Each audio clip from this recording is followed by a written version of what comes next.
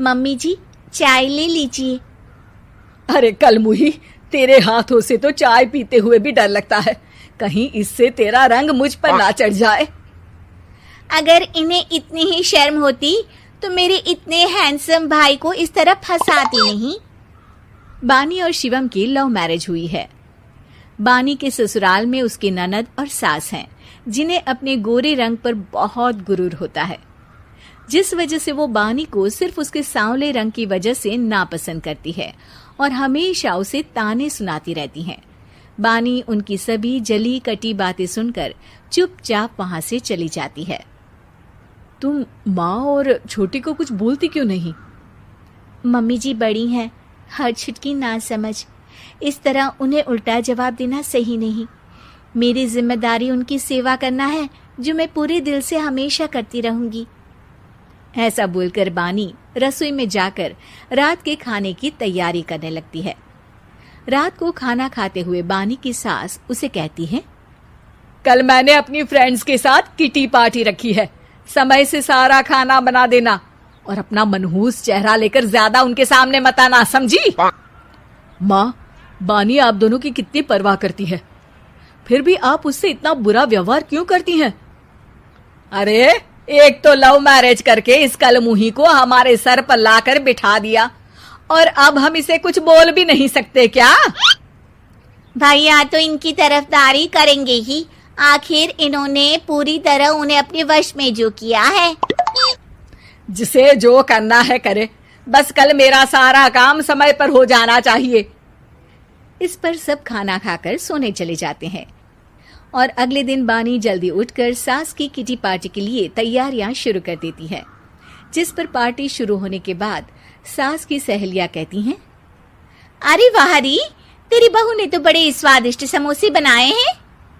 हाँ भाई, रंग कैसा भी हो, खाना बनाने में बिल्कुल अन्नपूर्णा है। अरे इसकी भी क्या बात करनी, मेरी बेटी से मिलो, इसकी सुंदरता के आगे तो उर्वशी रंभा भी फेल है। उर्वशी रंभा को तो फेल कर देगी, पर क्या अन्नपूर्णा बन पाएगी? अरे इसे काम करने की क्या जरूरत, उसके लिए बानी है तो, और मैं तो इसकी शादी भी किसी नौकर चाकर वाले घर में ही करूंगी। बानी वापस रसोई में चली जाती है और किटी पार्टी चलती रहती है। उसी रात को बानी की सास गुस्से में चिल्लाते हुए अपने कमरे से बाहर निकल कर आती है। हाय रे, चोरी हो गई मेरे पैसे, पक्का पक्का इस कलमुही की वजह से हुआ है ये सब। अरे क्या हुआ माँ, कौन सा आसमान टूट गया? अरे आसमान तो उसी दिन टूट गया था जब तू इस कलमुही से शादी करके इसे घर में ले आया था। खुद तो आई ही, अपने साथ साथ मनहूसियत का काला साया भी मेरे घर ले आई। अरे हुआ क्या माँ? अरे मेरी तिजोरी में रखे पैसे कहीं गायब हो गए, सुबह ही देखा, अरे यहीं रखे थे। क्या आप मुझ पर चोरी का इल्जाम लगा रही हैं? अरे काली बिल्ली पर भी क्या कोई मनहूसियत का इल्जाम लगाता है? ऐसा बोलकर बानी की सास वहां से चली जाती है, जिसके बाद शिवम और बानी बात करने लगते हैं। देखो, मम्मी की बात का बुरा मत मानना, वो बस परेशान है ना, इसलिए कुछ भी बोल गई। वो परेशान नहीं, मुझसे नफरत की वजह से ऐसा बोलकर गई हैं। उन्हें मैं हमेशा एक आंख नहीं सुहाती। देखो बानी, अगर तुम चाहो तो हम दूसरा घर लेकर वहां शिफ्ट कर सकते हैं। आखिर तुमसे प्यार करके तुम्हें अपनी जिम्मेदारी पर इस घर में लेकर आया हूं, इस तरह टॉर्चर नहीं होने दे सकता। अगर आप साथ हैं तो मुझे किसी चीज की टेंशन नहीं, और आखिर वो हमारी बुजुर्ग हैं, हम उन्हें और छुटकी को इस तरह अकेले छोड़कर कैसे जा सकते हैं? इसके बाद बानी भी अपने कमरे में चली जाती है और अब हर रोज उसकी सास की तिजोरी से पैसे गायब होने लगते हैं। इसी तरह कुछ समय बीत जाता है और वो हर बार हर चीज का इल्जाम बानी पर लगाती है, पर बानी कभी कुछ भी नहीं बोलती। कलमुही नास पीटी, बहू को घर की लक्ष्मी बोलते हैं, ये तो पनौती बनकर आई है, पनौती। एक रात बानी की सास को आधी रात में प्यास लगती है, तो वो पानी पीने रसोई की तरफ जाती है। तभी उसे अपनी बेटी के कमरे में कुछ आवाज सुनाई देती है। हाँ हाँ, मैंने मम्मी की तिजोरी से हर रोज थोड़े थोड़े पैसे निकाल कर हम दोनों के लायक खूब पैसे इकट्ठे कर लिए हैं। और मम्मी आज तक उस सब के लिए भाभी को ही जिम्मेदार समझती है।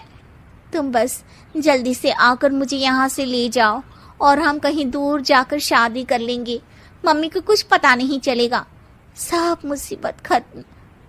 अपनी बेटी की ये सारी बातें सुनकर बानी की सास भौंचक्की रह जाती है और अपने कमरे में वापस चली जाती है। जब अगली सुबह बानी सास के कमरे में आती है, मम्मी जी, क्या बात है, आज आप कमरे से बाहर ही नहीं आई? आपकी तबीयत तो ठीक है ना? क्या छुटकी कमरे से बाहर आई या तुम उसके कमरे में गई? नहीं नहीं, क्यों, जाना है क्या? मैं अभी चली जाती हूँ। नहीं, कोई कहीं नहीं जाएगा। इस पर वो बानी को साथ लेकर कमरे से बाहर आती है, जहाँ शिवम भी होता है।